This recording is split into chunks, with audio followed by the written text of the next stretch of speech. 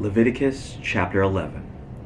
And the Lord spoke to Moses and Aaron, saying to them, Speak to the people of Israel, saying, These are the living things that you may eat among all the animals that are on the earth. Whatever parts the hoof and is cloven-footed, and chews the cud, among the animals you may eat. Nevertheless, among those that chew the cud, or part the hoof, you shall not eat these. The camel, because it chews the cud, but does not part the hoof, is unclean to you. And the rock badger, because it chews the cud, but does not part the hoof, is unclean to you. And the hare, because it chews the cud, but does not part the hoof, is unclean to you. And the pig, because it parts the hoof, and is cloven-footed, but does not chew the cud, is unclean to you. You shall not eat any of their flesh, and you shall not touch their carcasses. They are unclean to you. These you may eat, of all that are in the waters. Everything in the waters that has fins and scales, whether in the seas or in the rivers, you may eat. But anything in the seas or the rivers that does not have fins and scales, of the swarming creatures in the waters, and of the living creatures that are in the waters, is detestable to you. You shall regard them as detestable. You shall not eat any of their flesh, and you shall detest their carcasses. Everything in the waters that does not have fins and scales is detestable to you. And these you shall detest among the birds. They shall not be eaten. They are detestable: the eagle, the bearded vulture, the black vulture, the kite, the falcon of any kind, every raven of any kind, the ostrich, the nighthawk, the seagull, the hawk of any kind, the little owl, the cormorant, the short-eared owl, the barn owl, the tawny owl, the carrion vulture, the stork, the heron of any kind, the hoopoe, and the bat. All winged insects that go on all fours are detestable to you. Yet among the winged insects that go on all fours you may eat those that have jointed legs above their feet, and with which to hop on the ground. Of them you may eat the locust of any kind, the bald locust of any kind, the cricket of any kind, and the grasshopper of any kind. But all other winged insects that have 4 feet are detestable to you. And by these you shall become unclean. Whoever touches their carcass shall be unclean until the evening. And whoever carries any part of their carcass shall wash his clothes and be unclean until the evening. Every animal that parts the hoof, but is not cloven-footed, or does not chew the cud, is unclean to you. Everyone who touches them shall be unclean, and all that walk on their paws among the animals that go on all fours are unclean to you. Whoever touches their carcass shall be unclean until the evening. And he who carries their carcass shall wash his clothes and be unclean until the evening. They are unclean to you. And these are unclean to you among the swarming things that swarm on the ground: the mole rat, the mouse, the great lizard of any kind, the gecko, the monitor lizard, the sand lizard, and the chameleon. These are unclean to you among all that swarm. Whoever touches them when they are dead shall be unclean until the evening. And anything on which any of them falls when they are dead, shall be unclean, whether it is an article of wood, or a garment, or a skin, or a sack, any article that is used for any purpose. It must be put into water, and it shall be unclean until the evening. Then it shall be clean. And if any of them falls into any earthenware vessel, all that is in it shall be unclean, and you shall break it. Any food in it that could be eaten, on which water comes, shall be unclean. And all drink that could be drunk from every such vessel shall be unclean. And everything on which any part of their carcass falls shall be unclean. Whether oven or stove, it shall be broken in pieces. They are unclean and shall remain unclean for you. Nevertheless, a spring or cistern holding water shall be clean, but whoever touches a carcass in them shall be unclean. And if any part of their carcass falls upon any seed grain that is to be sown, it is clean. But if water is put on the seed, and any part of their carcass falls on it, it is unclean to you. And if any animal which you may eat dies, whoever touches its carcass shall be unclean until the evening. And whoever eats of its carcass shall wash his clothes and be unclean until the evening. And whoever carries the carcass shall wash his clothes and be unclean until the evening. Every swarming thing that swarms on the ground is detestable. It shall not be eaten. Whatever goes on its belly, and whatever goes on all fours, or whatever has many feet, any swarming thing that swarms on the ground, you shall not eat, for they are detestable. You shall not make yourselves detestable with any swarming thing that swarms, and you shall not defile yourselves with them, and become unclean through them. For I am the Lord your God. Consecrate yourselves therefore, and be holy, for I am holy. You shall not defile yourselves with any swarming thing that crawls on the ground, for I am the Lord who brought you up out of the land of Egypt to be your God. You shall therefore be holy, for I am holy. This is the law that about beast and bird and every living creature that moves through the waters, and every creature that swarms on the ground, to make a distinction between the unclean and the clean, and between the living creature that may be eaten and the living creature that may not be eaten. Chapter 12. The Lord spoke to Moses, saying, Speak to the people of Israel, saying, If a woman conceives and bears a male child, then she shall be unclean 7 days. As at the time of her menstruation, she shall be unclean. And on the 8th day, the flesh of his foreskin shall be circumcised. Then she shall continue for 33 days in the blood of her purifying. She shall not touch anything holy, nor come into the sanctuary, until the days of her purifying are completed. But if she bears a female child, then she shall be unclean 2 weeks, as in her menstruation. And she shall continue in the blood of her purifying for 66 days. And when the days of her purifying are completed, whether for a son or for a daughter, she shall bring to the priest at the entrance of the tent of meeting a lamb a year old for a burnt offering, and a pigeon or a turtle dove for a sin offering. And he shall offer it before the Lord, and make atonement for her. Then she shall be clean from the flow of her blood. This is the law for her who bears a child, either male or female. And if she cannot afford a lamb, then she shall take 2 turtle doves or 2 pigeons, one for a burnt offering, and the other for a sin offering. And the priest shall make atonement for her, and she shall be clean. Chapter 13. The Lord spoke to Moses and Aaron, saying, When a person has on the skin of his body a swelling or an eruption or a spot, and it turns into a case of leprous disease on the skin of his body, then he shall be brought to Aaron the priest, or to one of his sons, the priest, and the priest shall examine the diseased area on the skin of his body. And if the hair in this diseased area has turned white, and the disease appears to be deeper than the skin of his body, it is a case of leprous disease. When the priest has examined him, he shall pronounce him unclean. But if the spot is white in the skin of his body, and appears no deeper than the skin, and the hair in it has not turned white, the priest shall shut up the diseased person for 7 days. And the priest shall examine him on the 7th day.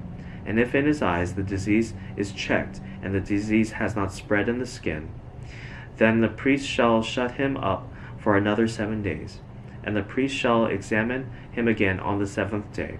And if the disease area has faded and the disease has not spread in the skin, then the priest shall pronounce him clean.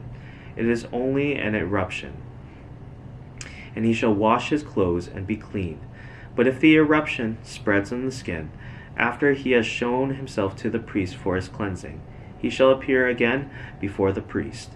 And the priest shall look, and if the eruption has spread in the skin, then the priest shall pronounce him unclean.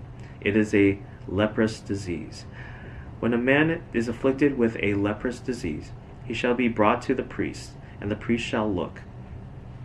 And if there is a white swelling in the skin that has turned the hair white, and there is raw flesh in the swelling, it is a chronic leprous disease in the skin of his body, and the priest shall pronounce him unclean. He shall not shut him up, for he is unclean. If the leprous disease breaks out in the skin, so that the leprous disease covers all the skin of the diseased person from head to toe, so far as the priest can see, then the priest shall look, and if the leprous disease has covered all his body, he shall pronounce him clean of the disease. If it has all turned white, and he is clean. But when raw flesh appears on him, he shall be unclean. And the priest shall examine the raw flesh, and pronounce him unclean. Raw flesh is unclean, for it is a leprous disease. But if the raw flesh recovers and turns white again, then he shall come to the priest, and the priest shall examine him. And if the disease has turned white, then the priest shall pronounce the diseased person clean. He is clean. If there is in the skin of one's body a boil, and it heals, and in the place of the boil there comes a white swelling, or a reddish-white spot, then it shall be shown to the priest, and the priest shall look, and if it appears deeper than the skin, and its hair has turned white, then the priest shall pronounce him unclean. It is a case of leprous disease that has broken out in the boil. But if the priest examines it, and there is no white hair in it, and it is not deeper than the skin, but has faded, then the priest shall shut him up 7 days. And if it spreads in the skin, then the priest shall pronounce him unclean. It is a disease. But if the spot remains in one place and does not spread, it is the scar of the boil, and the priest shall pronounce him clean. Or when the body has a burn on its skin, and the raw flesh of the burn becomes a spot, reddish white or white, the priest shall examine it. And if the hair in the spot has turned white, and it appears deeper than the skin, then it is a leprous disease. It has broken out in the burn, and the priest shall pronounce him unclean. It is a case of leprous disease. But if the priest examines it, and there is no white hair in the spot, and it is no deeper than the skin, but has faded, the priest shall shut him up 7 days, and the priest shall examine him the 7th day. If it is spreading in the skin, then the priest shall pronounce him unclean. It is a case of leprous disease. But if the spot remains in one place, and does not spread in the skin, but has faded, it is the swelling from the burn, and the priest shall pronounce him clean, for it is the scar of the burn. When a man or a woman has a disease on the head or the beard, the priest shall examine the disease. If it appears deeper than the skin, and the hair in it is yellow and thin, then the priest shall pronounce him unclean. It is an itch, a leprous disease of the head or the beard. And if the priest examines the itching disease, and it appears no deeper than the skin, and there is no black hair in it, then the priest shall shut up the person with the itching disease for 7 days. And on the 7th day the priest shall examine the disease. If the itch has not spread, and there is in it no yellow hair, and the itch appears to be no deeper than the skin, then he shall shave himself, but the itch he shall not shave. And the priest shall shut up the person with the itching disease for another 7 days. And on the 7th day the priest shall examine the itch, and if the itch has not spread in the skin, and it appears no deeper than the skin, then the priest shall pronounce him clean, and he shall wash his clothes and be clean. But if the itch spreads in the skin after his cleansing, then the priest shall examine him, and if the itch has spread in the skin, the priest need not seek for the yellow hair. He is unclean. But if in his eyes the itch is unchanged, and black hair has grown in it, the itch is healed, and he is clean, and the priest shall pronounce him clean. When a man or a woman has spots on the skin of the body, white spots, the priest shall look, and if the spots on the skin of the body are a dull white, It is a leukoderma that has broken out in the skin. He is clean. If a man's hair falls out from his head, he is bald. He is clean. And if a man's hair falls out from his forehead, he has baldness of the forehead. He is clean. But if there is on the bald head or the bald forehead a reddish-white diseased area, it is a leprous disease breaking out on his bald head or his bald forehead. Then the priest shall examine him, and if the diseased swelling is reddish-white on his bald head or on his bald forehead, like the appearance of leprous disease in the skin of the body, he is a leprous man. He is unclean. The priest must pronounce him unclean. His disease is on his head. The leprous person who has the disease shall wear torn clothes and let the hair of his head hang loose, and he shall cover his upper lip and cry out, unclean, unclean. He shall remain unclean as long as he has the disease. He is unclean. He shall live alone. His dwelling shall be outside the camp. When there is a case of leprous disease in a garment, whether a woolen or a linen garment, in warp or woof of linen or wool, or in a skin, or in anything made of skin, if the disease is greenish or reddish in the garment, or in the skin, or in the warp or the woof, or in any article made of skin, it is a case of leprous disease, and it shall be shown to the priest. And the priest shall examine the disease and shut up that which has the disease for 7 days. Then he shall examine the disease on the 7th day. If the disease has spread in the garment, in the warp or the woof, or in the skin, whatever be the use of the skin, the disease is a persistent leprous disease. It is unclean. And he shall burn the garment, or the warp or the woof, the wool or the linen, or any article made of skin that is diseased. For it is a persistent leprous disease. It shall be burned in the fire.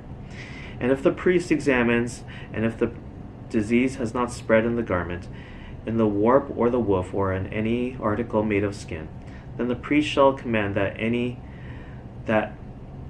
they wash the thing in which is the disease, and he shall shut it up for another 7 days. And the priest shall examine the diseased thing after it has been washed. And if the appearance of the diseased area has not changed, though the disease has not spread, it is unclean.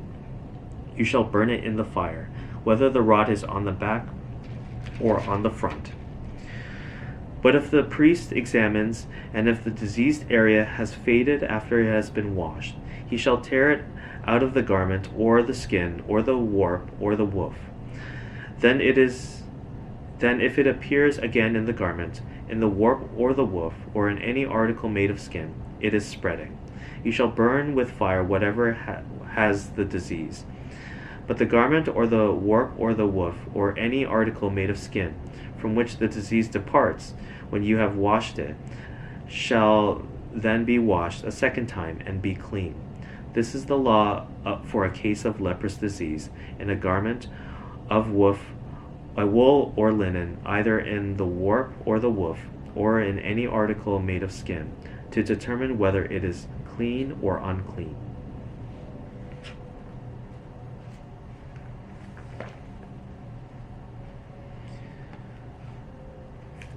Psalms chapter 33. Shout for joy in the Lord, O ye righteous. Praise befits the upright. Give thanks to the Lord with the lyre. Make melody to him with the harp of 10 strings. Sing to him a new song. Play skillfully on the strings with loud shouts. For the word of the Lord is upright, and all his work is done in faithfulness. He loves righteousness and justice. The earth is full of the steadfast love of the Lord. By the word of the Lord the heavens were made, and by the breath of his mouth all their hosts. He gathers the waters of the sea as a heap. He puts the deeps in storehouses. Let all the earth fear the Lord. Let all the inhabitants of the world stand in awe of him. For he spoke, and it came to be. He commanded, and it stood firm. The Lord brings the counsel of the nations to nothing. He frustrates the plans of the peoples. The counsel of the Lord stands forever, the plans of his heart to all generations. Blessed is the nation whose God is the Lord, the people whom he has chosen as his heritage. The Lord looks down from heaven. He sees all the children of men. From where he sits enthroned, he looks out on all the inhabitants of the earth. He who fashions the hearts of them all and observes all their deeds. The king is not saved by his great army. A warrior is not delivered by his great strength. The war horse is a false hope for salvation, and by its great might it cannot rescue. Behold, the eye of the Lord is on those who fear him, on those who hope in his steadfast love, that he may deliver their soul from death and keep them alive in famine. Our soul waits for the Lord. He is our help and our shield, for our heart is glad in him, because we trust in his holy name. Let your steadfast love, O Lord, be upon us, even as we hope in you.